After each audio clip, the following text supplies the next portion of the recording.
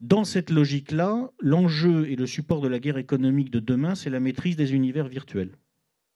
Il y a un autre scénario qui est qu'on n'atteint pas cette singularité avant d'avoir buté sur les limites écologiques, énergétiques de la croissance économique telle que nous la connaissons aujourd'hui.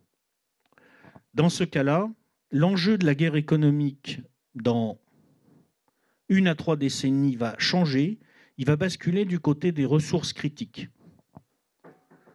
Parce qu'on va revenir dans la matière et on va y revenir très brutalement. Et ça veut dire que peut-être un avenir possible,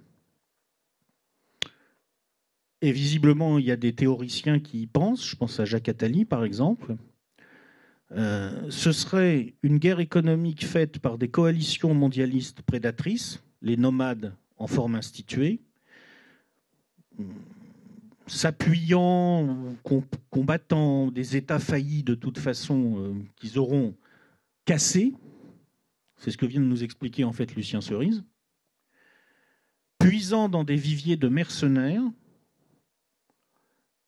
Et quand vous voyez qu'on a aujourd'hui une puissance, une métapuissance, on va dire, au niveau global, qui veut fabriquer ce que Jacques Attali appelle des infranomades, qui par exemple est en train de nous importer des infranomades en Europe avec ces flux de migrants, il faut se souvenir que quelqu'un comme Attali nous dit dans un livre qui s'appelle Une brève histoire de l'avenir que des armées de mercenaires recrutées par les hyper-nomades de l'hyperclasse, n'est-ce pas, pourront un jour opérer une prédation sur des populations civiles désarmées.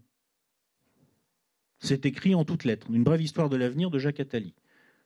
C'est un avenir possible. Je ne sais pas si c'est celui qui va se réaliser, mais c'est un avenir possible.